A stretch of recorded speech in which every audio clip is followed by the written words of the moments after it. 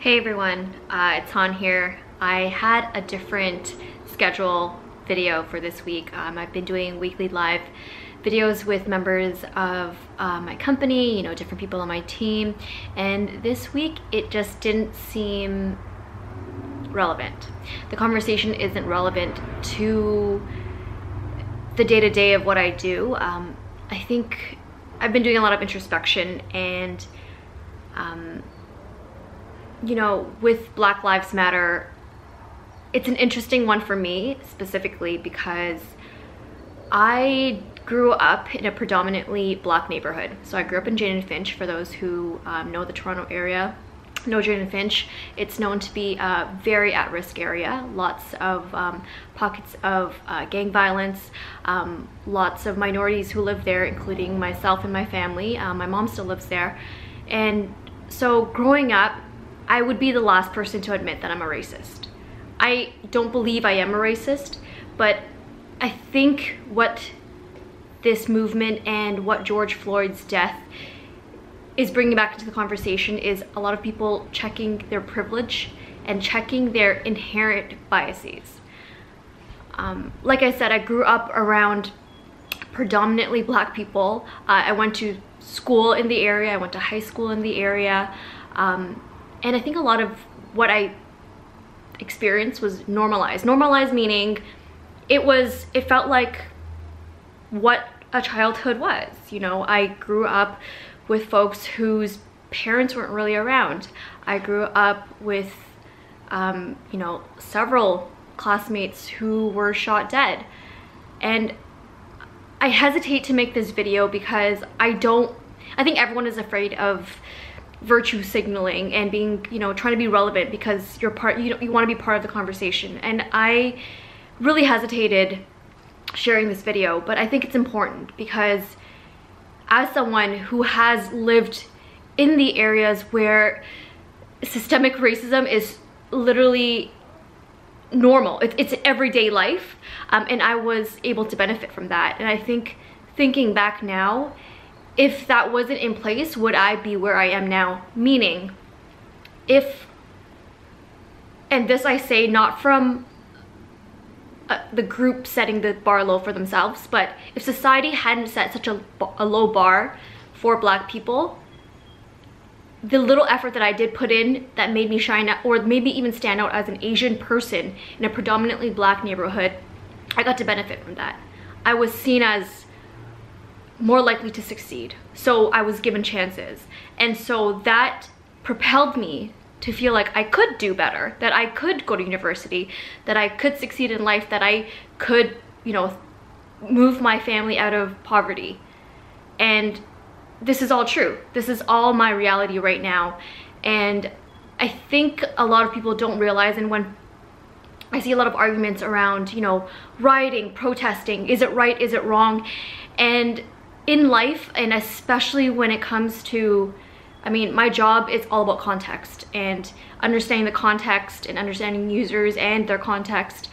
I think right now it's very important to understand the context, the why behind the rioting and the protesting, the centuries of oppression and why it's gotten to the way that it is. I don't know, I get so emotional talking about this. So I think I urge all of us, as a start, you don't have to be a hero. If you can go out and protest, if it's not within your means, try any other way. Try having a conversation with family, learning more about the issues, watching documentaries, reading resources, books, really understanding the root of this problem. Because I would be the first person who would be the easiest to say, hey, just bootstrap, just pull your boots up and just get yourself out of poverty and just do better. And don't be part of gangs. Don't get pregnant when you're 13 and you'll just do better in life. And that's not the reality that these people live. These people don't, sorry, when I say these people, I say the system that was built around racism. The system makes it so that people cannot succeed, but must face so much adversity to do so. For the output or the effort that someone in, you know, a white neighborhood, both parents working, you know, lives in a house, owns property, has gone to university, versus someone who lives in government housing, who is surrounded by drugs and gangs and teenage pregnancy, the ability to succeed in life and the opportunities that are given to those two people who could be born on the same day, in the same year, in the same city, is completely different. And I've seen this myself when there was really no leniency when it came to situations. I remember, for an example, I remember growing up and in high school, countless numbers of people getting late slips, right? Like in our high school, it was made so that, you know, if you had 3 strikes, you had detention, and if you had detention, I think twice, then you were suspended for being late.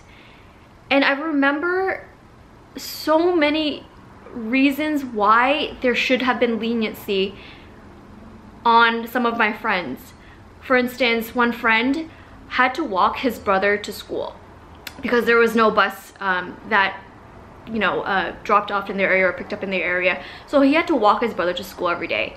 And because they were on, his mom was a single mom and they were on a single income, she couldn't give him lunch money every day. So instead of spending bus money to take the bus to school, he would save his lunch money and walk to school, but would be late because of all those circumstances. And then there would be other folks who, because of the system, meaning because of laws and policies and rules, had to take the bus, which is fine. Taking the bus to school is normal, but the routes that were the bus routes were just completely overcrowded because of the amount of people taking the bus. And so imagine waking up and, you know, waiting for the bus, but 7 buses go by that are all full and they will not stop if they're full.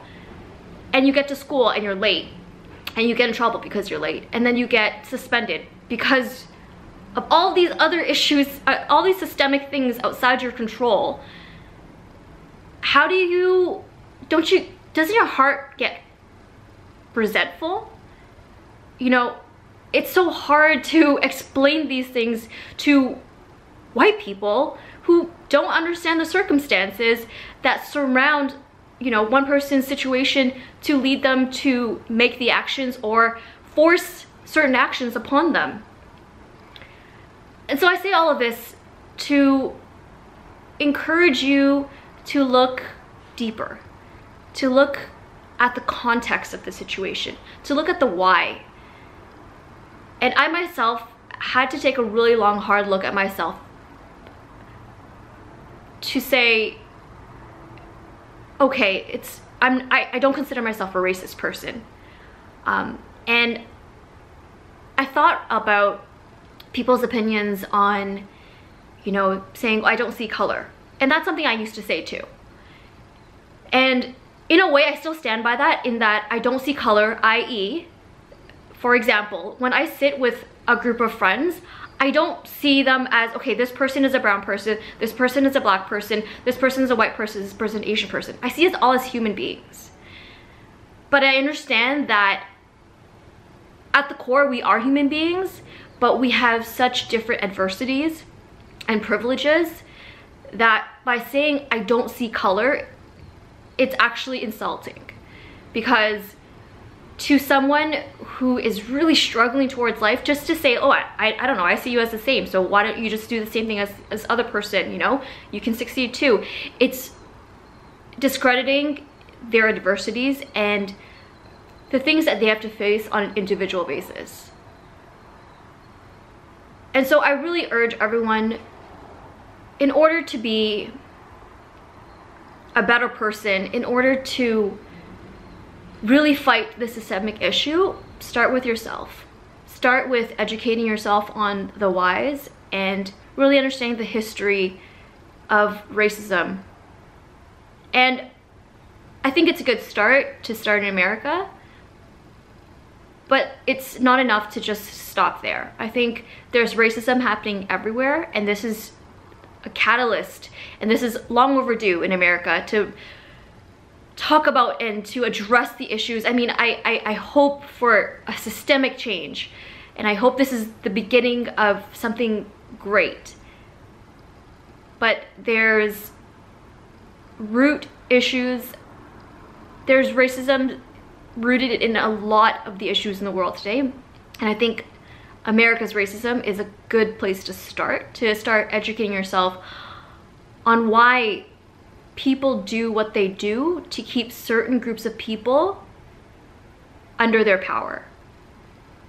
And I urge everyone to understand why that is. And if you are a designer, or if you're an aspiring designer, I urge you even more, because the power of technology and the power that you have as a designer will change lives. If you are able to think through these things and understand why certain practices are exclusionary, then that means that you are able to create technology and opportunities for people that are only inclusionary. And you can then call out practices at companies, or the ways of other people being treated within these companies or just in society, and you can be the change. And I really wholeheartedly believe this, and this is why I'm making this video. I decided not to do any editing on this, so this is really just straight from my heart. My journey towards anti-racism is ongoing, and I think this movement right now is really urging all of us to take a look inside and say, how have you benefited from systemic racism? And everybody has. You just need to look deep enough to realize that, because even as an Asian Vietnamese woman living in Canada, I am privileged. Did I come from a war-torn country? Absolutely. But did I have opportunities that were afforded to me because I was not Black? Absolutely. And because I had access and the agency to do certain things, that was able to propel me socially, economically upwards. And so with that,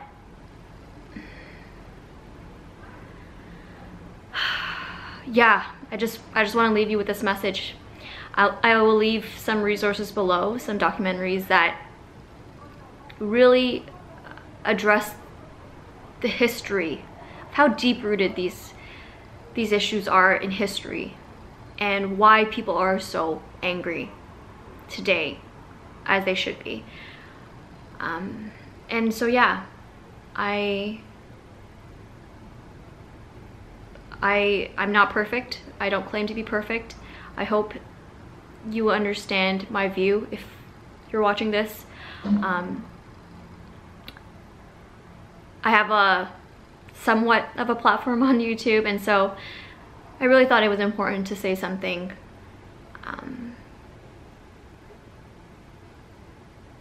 I really thought it was important to say something, because even if one person watching this stops and thinks about how they have benefited from racism, or have been a product of systemic racism, have been a victim of racism, I just want you to know that we're here with you, we stand with you.